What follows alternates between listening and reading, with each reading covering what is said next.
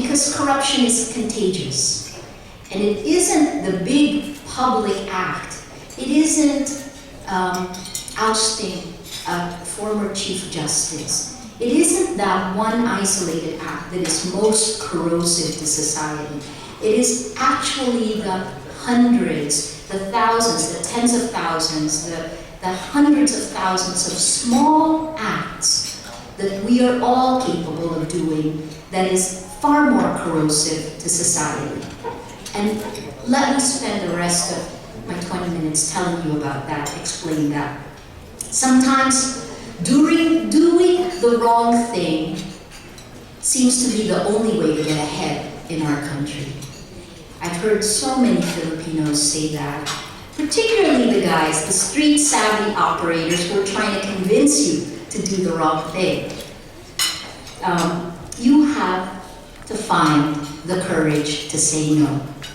You have to find and set this line.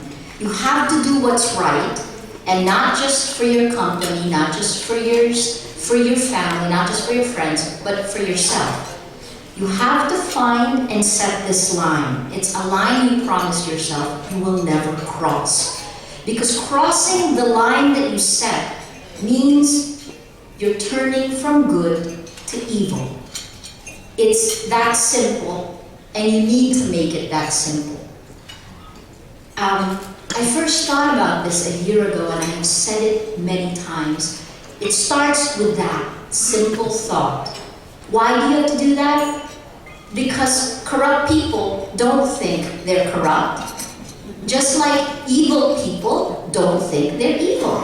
Hitler didn't wake up one day and say, by the way, I'm evil. He thought he was a good guy. And to his group of friends, he was. Once you take the first step and cross over the line that you draw, each succeeding step becomes easier. And before you know it, you're not just corrupt, but you're also corrupting other people. It starts with that first line. So this for me is like a reverse tipping point. You guys, this book was written more than a decade ago, but you must know Malcolm Gladwell's The Tipping Point. Look at the subtitle of it. How little things can make a big difference. And that's really, really what I want to push today. The idea is that it's the little steps, the little things you do that begin the change that simmers beneath the surface until it hits critical mass, until it hits boiling point. When did we become endemically corrupt as a nation? It is the point when enough of us took enough small steps to actually push us over the tipping point to becoming endemically corrupt.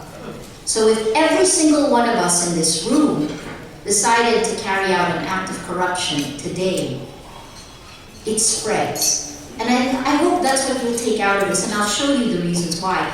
We have to change this. How do we do that? The pledge is the first step.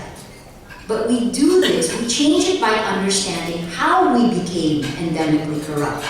And it starts with each person, each of us, your friends, your children. It starts with each Filipino, each foreigner, each guest in the Philippines making a choice. And it is just a simple choice. It's this. You have to draw the line in the sand, and you can't cross it. So you have to draw that line.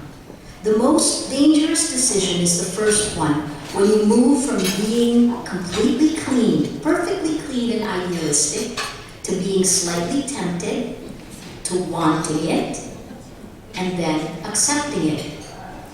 Don't do it. Once you take that first step, it is a slippery slope. You have to define that line.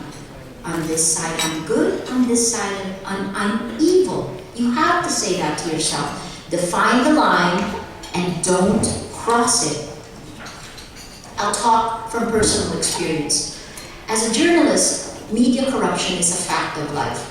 If you ask me to quantify, I can't even really tell you whether there are more clean journalists than there are corrupt journalists. It is a fact of our life. Politicians, company officers, and government officials have told me that they're flabbergasted by the number of journalists who are on their payrolls. Guys, why do you have them on your payroll? That's exactly what I asked them. Why don't you stop paying them and expose them? Well, they say they can't because they're afraid if they don't pay, they would be attacked. That's also true. This is so prevalent that radio guys have actually coined a term for it. You guys have heard of ACDC? Attack, collect, defend, collect. I attack, I collect. I defend, I collect. Same person. It is a practice. Paying also works in favor of the newsmakers. So that's part of the reason it's there. Why? If they pay, they control what's written or said about them. They know when it will come out, what type of exposure and PR they can get.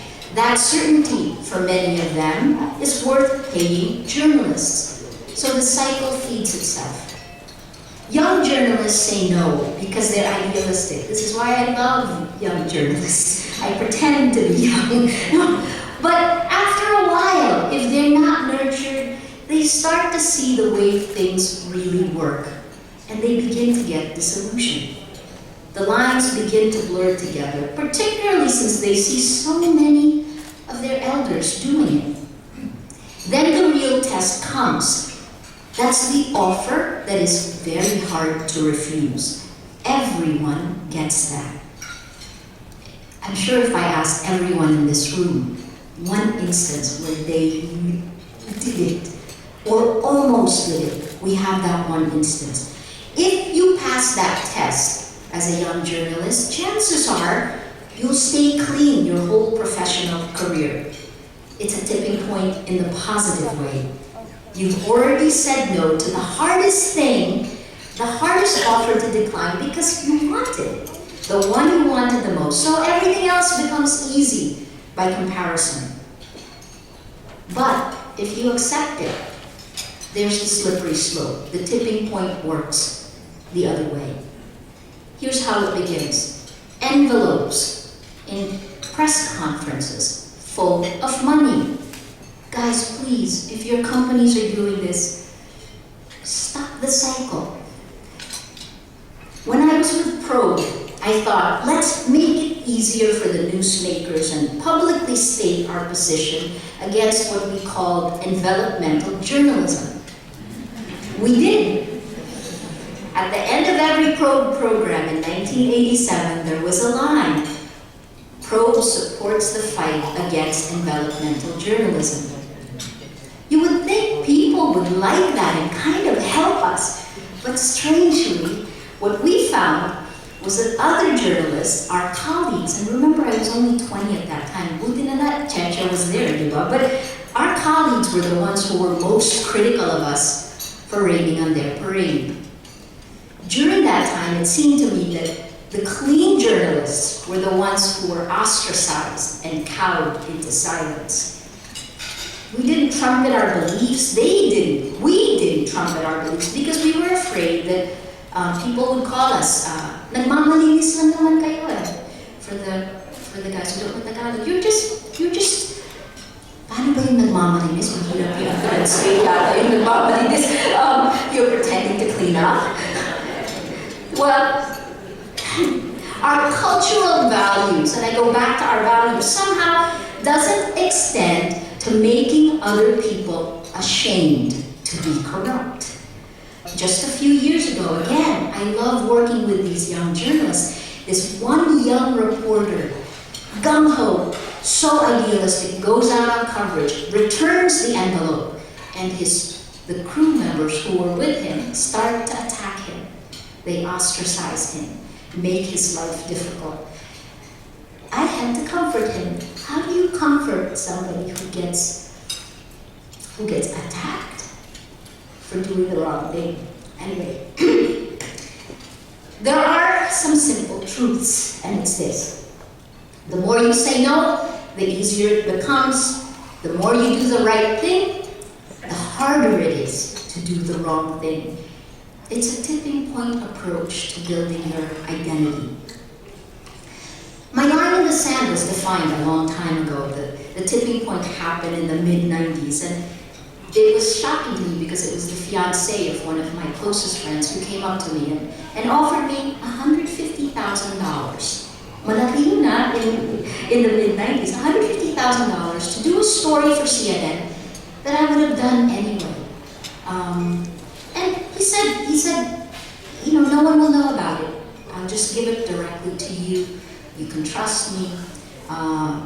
We were at lunch, and he held my hand. He said, please just think about it. Take at least a night to sleep on it and think about it.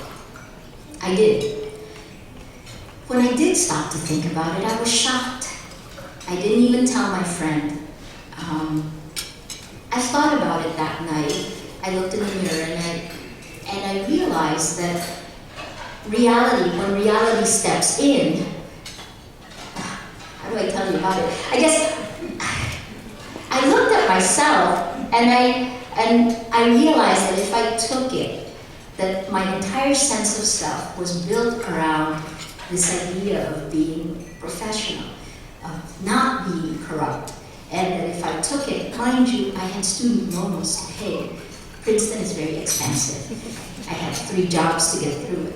So it would have helped, right? But if I took it, I would have crossed the line. I would have changed me fundamentally if I accepted that ride. And that's why I'm telling you for you now to draw your line clearly. I had drawn the line clearly, and I knew that accepting the money would make me a fundamentally different person. On this side of the line, I'm good, and on the other side, I'm evil. It's that simple.